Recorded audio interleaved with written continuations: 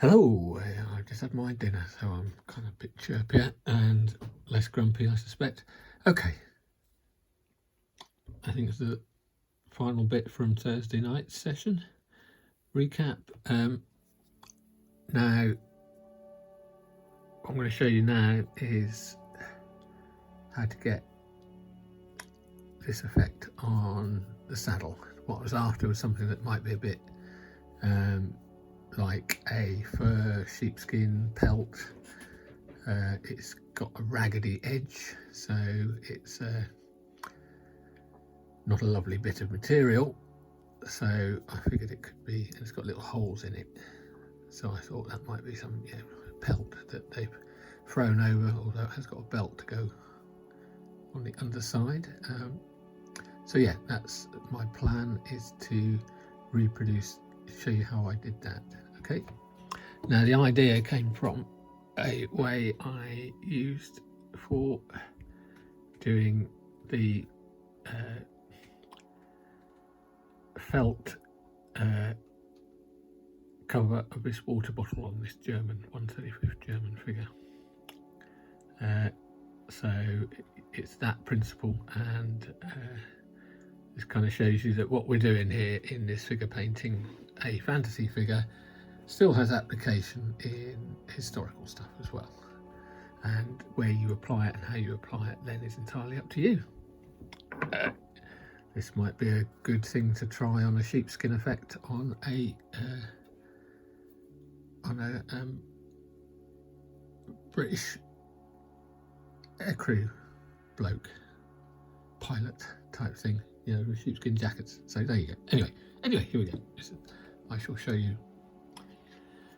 Now I'm going to do it on this guy. So we've got nice area here. Same. Not so much at the front in this one, so it's a smaller area to deal with.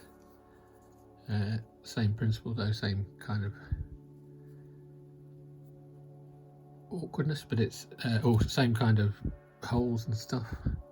Irregular shape, although that side's a little bit more regular. So it's texture effect, basically. So what did I do? What did I use? I used a base coat of mud brown, and I've then got canvas tone and light earth, so you see some lighter browns on top of another brown. Yeah, it's so combinations of colours. You start off with a dark colour and you end up with lighter colours, and you guessed it, we're going to introduce some brown black again as a glaze to create depth and soften some of the effects. So here we go.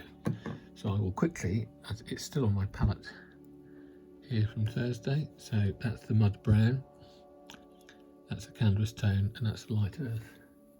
So the first thing I'm going to do is just quickly paint a base coat of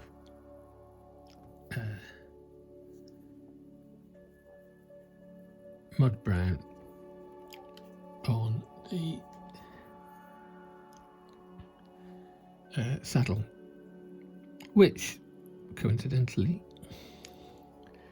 I had already painted with that black brown, so this will go on a bit neater and more easily than how bright am I in the right place? Let me just do a little bit of adjusting here. There we go. Right, so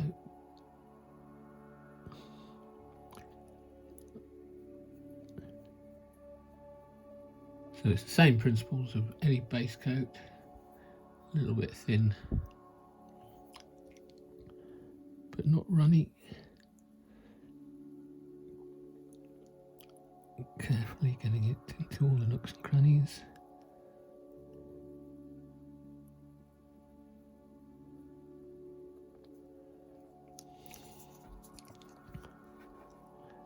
And I've got a weird bit on the underside of this sword. I can't work out what it is. It's probably just a moulding thing, so I'm going to have to kind of ignore it and pretend it's not that.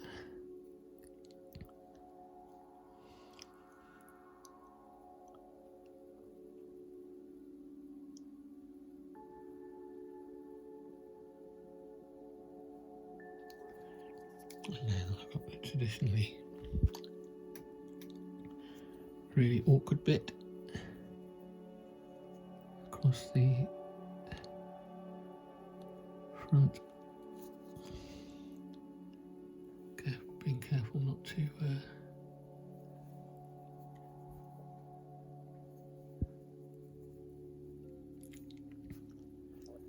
paint onto the blue I've already painted.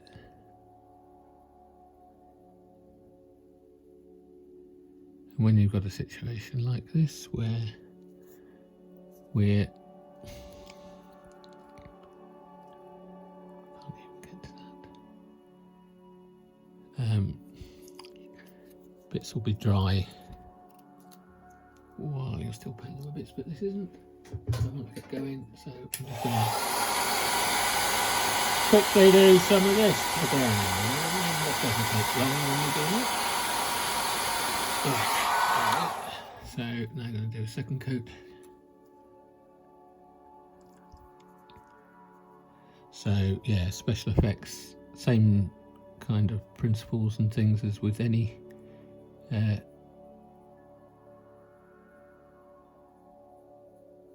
type of paint.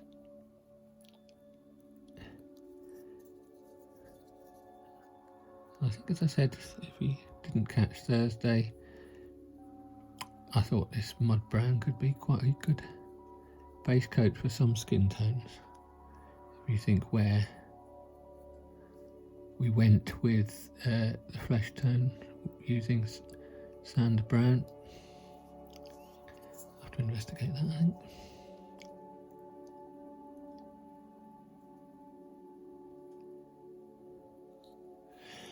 Right, so that's that bit.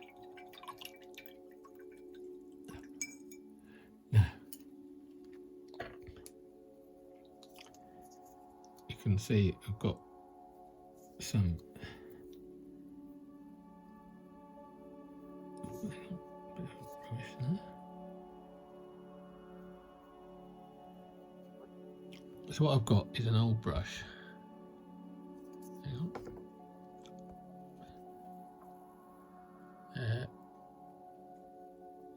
Which was actually a very old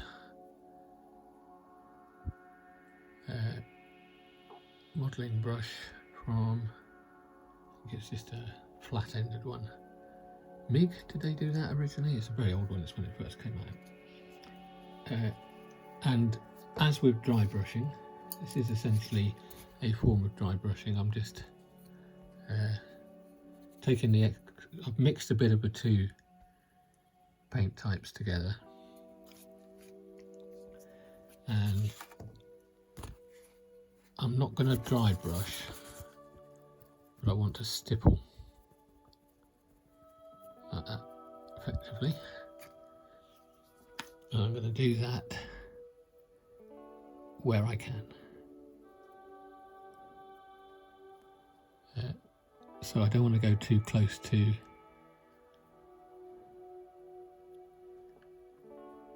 the bits I've already painted, so I'm going to be very careful how I do that. So I'm not even going to attempt to do the bit between his legs. I'm just going to do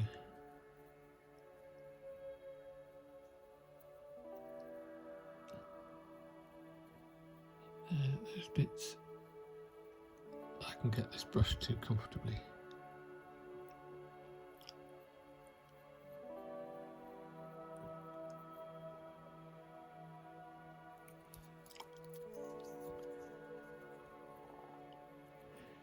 And now what I'm going to do, I'm going to add a little bit more light earth into that mixture so that my stabbing stuff, my stippling paint is now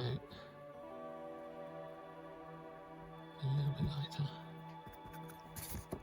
And this time I'll do more stippling, but this time keep it more towards the edges.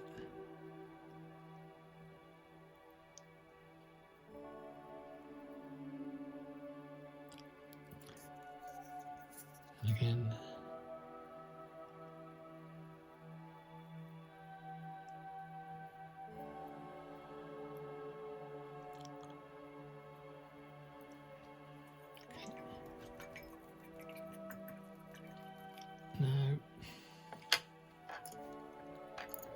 I'm going to get a small brush and I am going to thin that paint down slightly.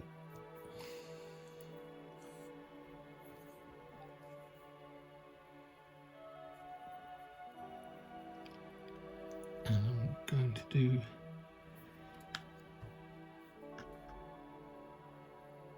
some manual stippling in some of those bits I couldn't quite get to. This is a good way. Let's see what this looks like. Can I do this? So in some of those areas where this can be a struggle, stippling works really well, and this kind of painting can be a real pain because classic case of the paint drying quite quickly on these brushes.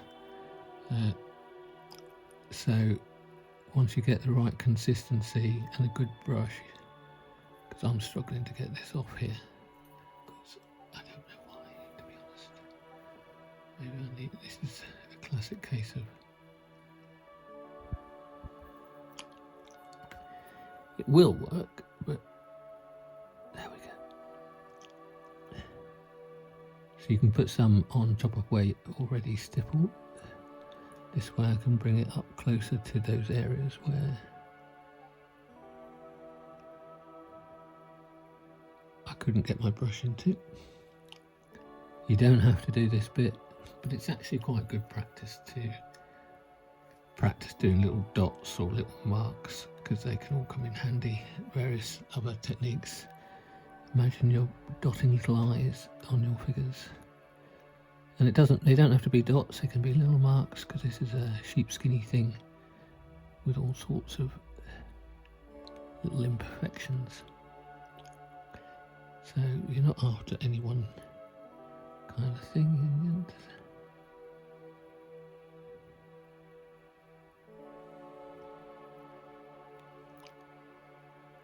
Even if that's bigger, that's not such a big. I can live with that.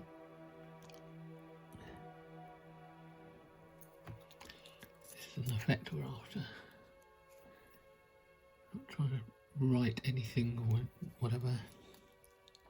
What I'm also going to do is just use this lighter colour just to line some of the edges, or mark some of the edges with a lighter colour.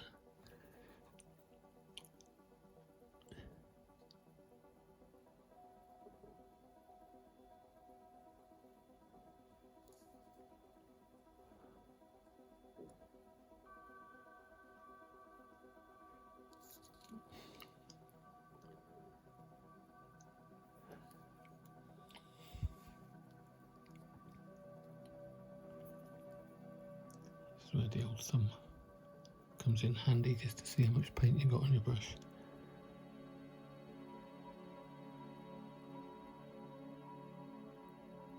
Once it starts coming off, it can be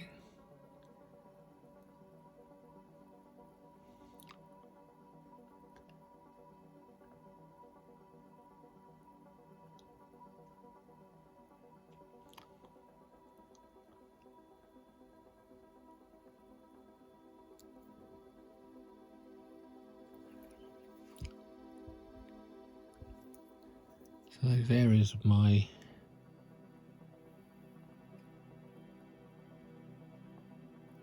one I couldn't get my brush into, I'm just going to go and do a few marks. And it is more of a case of just getting some marks on there, because when we do the next stage you'll understand why it's not that critical. It's certainly not anything required that's perfect in this.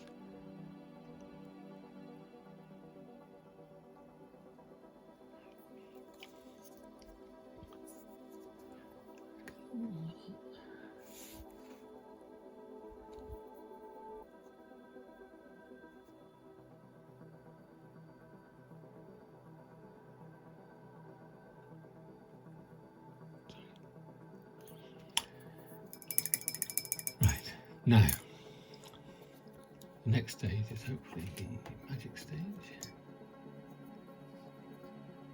Certainly worked that way on Friday on Thursday night, so hopefully the same can happen again. This is where we go into the brown black, and we are going to make a very, very, very, very thin glaze. I mean, ridiculously thin.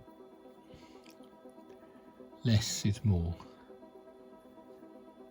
Because what we're going to do is just literally, we're not going to do a wash, which by its nature floods and flows into areas. We're going to do glazing, which is trying to keep a consistent thickness, but you're still going to lift the paintbrush, and you're going to try and leave more paint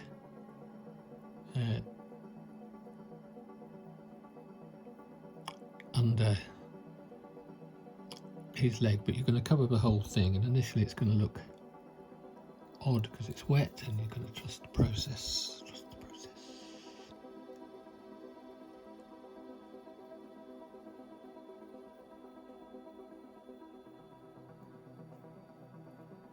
So we're utilising the translucent nature of acrylics.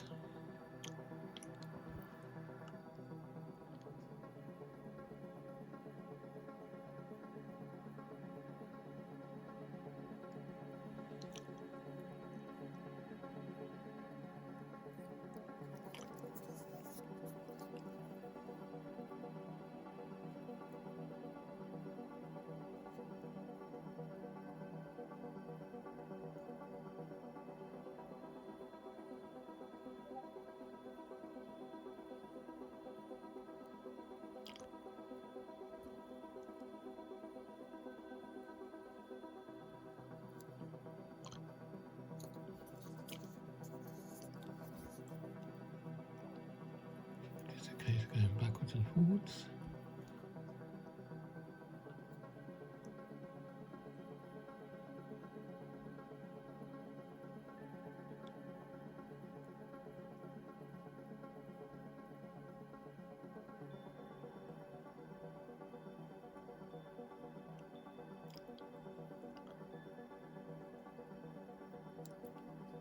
If you feel your paint is too thick, you can always stick your brush in some water and just pour water over your paint.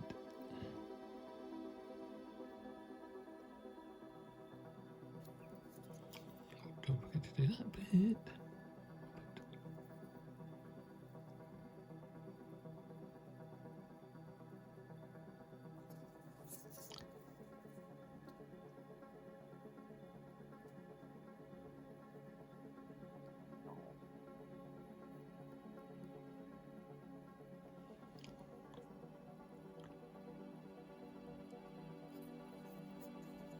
And in time, you can keep going and going and going and adding more and more layers, doing it slightly darker near his leg to create that kind of shadowy area where he's worn the sheepskin down. Now,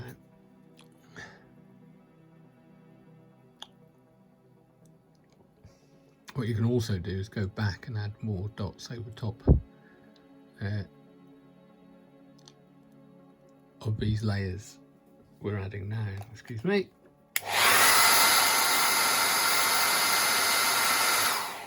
I'm going to concentrate on this one side just to finish off, and this time I'm going to add a little bit more.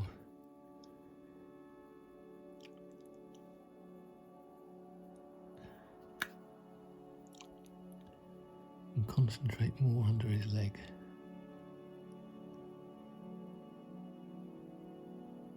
So this has got a little bit more dark in it, it's a bit thicker. And while that's still wet, I can rinse the brush. I'm just going to pull that away so the dark remains underneath where his leg is.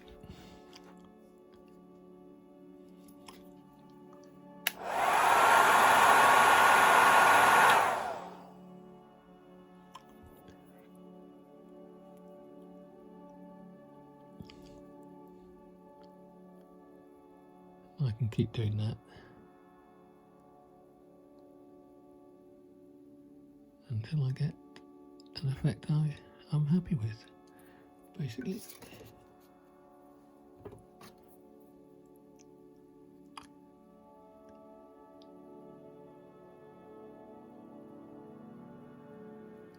Now you could add a little bit of the red brown colour in it as well. So in this case it's the reddish black I've used in the flesh mixers and things. So that's the brown black and the reddish black. It's this one up here.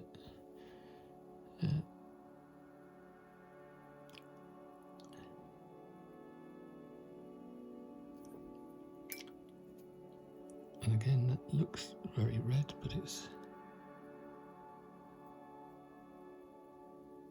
You can have fun, just muck around with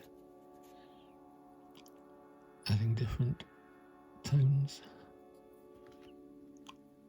And let's just do a quick blast.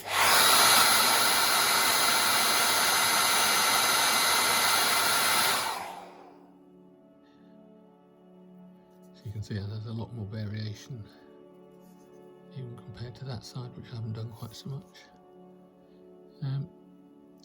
And that's it basically. That's I'll carry on doing that off camera 20 minutes in, but that's a way to do textured effect. I've brushed it here. I might take a little bit more time on other occasions, but I certainly did on the water bottles. But if I just grab that guy again, you can see how I used the thin glaze to do some shading on the lower side. I used lighter stippling on the top of it. I even introduced some darker stippling in there as well, so there's actually in order to make it, give it kind of depth again, there's some dark stippling on the lower side, lighter stippling, and different levels of stippling. And when you zoom in this much, you can see how the whole thing is just a bit of a mess. But it's a controlled mess, because once you actually get it down to real size, yeah, that's a finger, remember.